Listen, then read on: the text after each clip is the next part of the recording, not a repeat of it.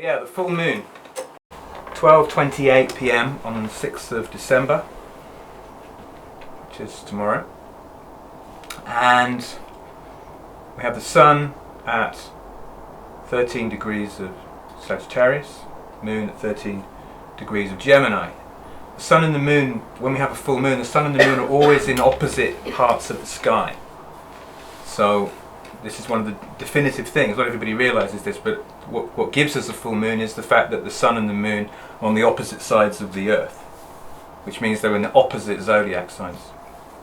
So whenever we're in the month of Sagittarius, that means that the moon is in opposition at the full moon, exactly in opposition. And at certain times of the year, when they're actually completely aligned with the Earth, then we'll have an eclipse. That happens twice a year. We have an eclipse season. This isn't an eclipse, but I think it's still quite a potent full moon.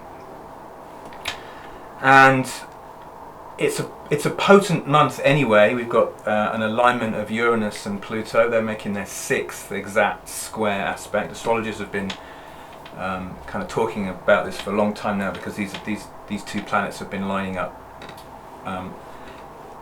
since 2012, and they're going to make their final alignment in March of next year. But in about 3 days' time, they're exact again.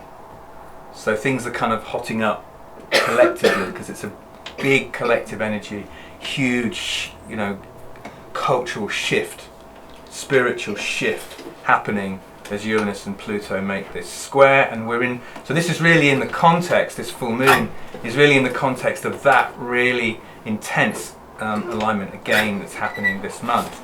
Various planets are changing sign. Saturn changes sign this month as well. Saturn moves into Sagittarius. It's been in Scorpio for 2.5 years. For a lot of people, it's feeling like a blessed relief that it's finally leaving Scorpio, moving into Sag. Saturn in Scorpio is intense, and the intensity of these times is really, I think partly, these recent times has partly been, that's one of the signatures for it. It feels like a bit of a shift. It does actually drop back into Scorpio again next year for another 6-month period, but then it's finally into Sag, end of the summer next year. But it shifts this month, which should be interesting to see how that plays out. You would expect the energy, because Saturn always brings with it a control, a restriction, a fear. It's the place where you have to do your work. And when Saturn's in Scorpio, you have to do your shadow work. There's no way around it, so you get faced with your shadows all the time. When it's in Sagittarius, there's this kind of lift. It's more about how you then integrate that dive that you've done into the underworld, into the shadow, how you then integrate that into your belief system, and how you change your belief system based on the depth that you've gone to when it's in Scorpio. So there is this kind of lift as it goes in there, and that's where we get tested then in the area of Sagittarius, which is about how we make meaning of the world. We're going to talk a lot about Sagittarius tonight, because that's where the sun is, and Sagittarius is how we make meaning, how we understand the bigger picture, how we elevate our own experience, how we elevate the meaning, how we elevate what happens to us and into some kind of meaning that lifts us out of ourselves, lifts us out of the everyday and into some kind of philosophical understanding, philosophical spiritual understanding. So Saturn's moving into that sign. Now right now, as we come to the full moon, we have the Sun, Mercury and Venus in Sagittarius. So we're kind of soaked in Sagittarius energy right now with the Sun and those two planets there. Mercury and Venus are always quite close to the Sun, so it's not uncommon for them to be in the same sign as the Sun. But they do happen to all be there at the moment. And the Sun and Mercury are almost exactly conjunct. And that always brings a lot of focus when those two planets are conjunct. Mercury is the messenger. It's the mind, it's the thinking part of us. When it's in Sagittarius, it's much looser than it is normally. It's a very broad thinking place for Mercury to be, not its natural place. Mercury likes to be in Gemini or Virgo, where it can take all the information that's around and work with it. When it's in Sagittarius, that information has kind of been left behind. We've gone off soaring on some vision, on some journey. Hopefully taking some of that information with us, but not all of it.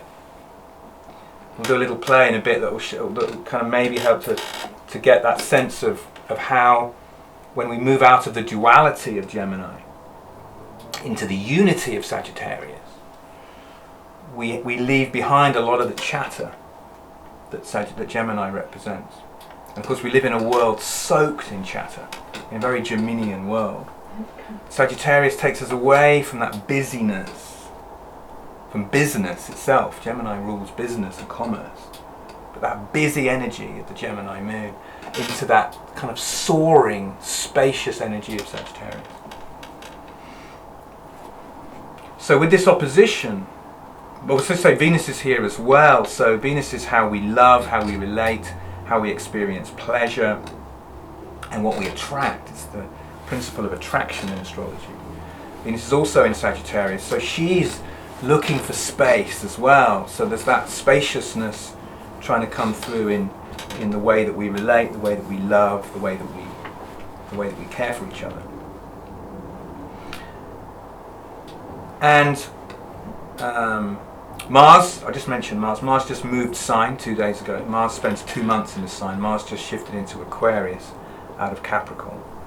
So Mars is in a kind of quite egalitarian place. It's looking for it's very future oriented when it's there as well. So Mars is where we put our energy, and it's where we get into action.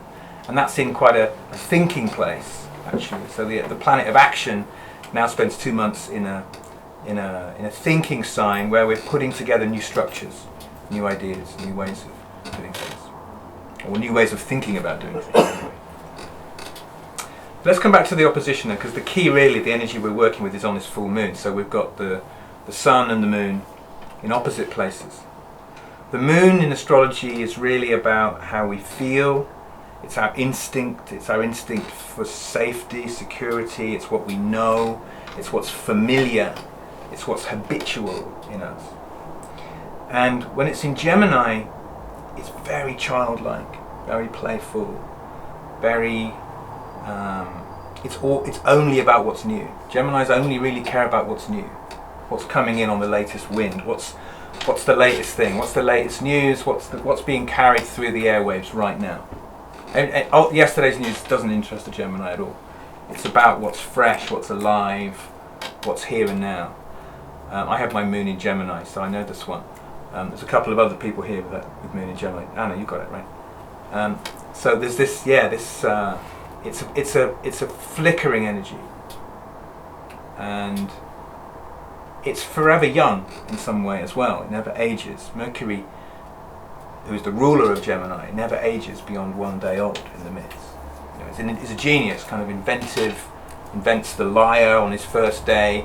He steals Apollo's cattle. He's this kind of, he's only interested in change, only interested in turning one thing into another. Doesn't even care what it is. He abandoned the lyre, got bored with it almost immediately. Apollo ended up having it in exchange for the recompense for him stealing his cattle. But he's a thief of ideas. A thief. He comes in the night and takes one thing, takes another thing, mixes it together, and turns it into something else. That's the Gemini. So when you've got the moon in Gemini, then that's the area that you return to. It's what's familiar to you, playing with ideas. Gemini is two twins, forever in a dialogue, forever in conversation. It's an endless conversation for the Gemini. It's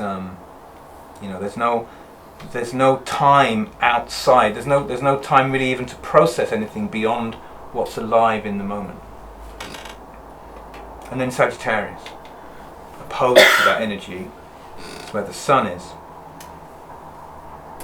Sagittarius might just take one of those ideas, but let the others drop into the background. Because Sagittarius is really interested in how to move beyond. He's still interested in knowledge. They're both these signs are interested in knowledge and to some extent information. But whereas Gemini is the knowledge that's around us locally, Sagittarius is how knowledge soars globally and universally. How an idea rises out of a local situation into a global situation. And that idea is lit with the fire of Sagittarius, put on the end of the arrow and fired high into the future, perhaps into the unknown. It's going to land somewhere beyond the horizon. So when we have these two energies at a full moon time, full moon energy lasts for more than just the time of the full moon. It carries an imprint through to the next full moon. So in a way, this is the energy of the month that's coming. It's going to be a carrying of this. So in our own kind of, if we want to integrate this into our own lives, then really it's about looking into how we manage, because we've got all of these signs within us, regardless of what our sun sign, moon sign, planetary signs are. We carry all these energies within us, because we carry the whole wheel within us. So how do we manage that tension within us between what's going on around us in our local environment, what's going on around us in terms of the information that's coming to us, and to what extent are we allowing ourselves to keep sight, keep a vision of the bigger picture without getting swamped by all the information. And of course in our world it's so easy just to be completely overwhelmed with information and to forget, to keep that broader vision. So I think that's really the key. That's where we're working with. That's what we're working with at the moment.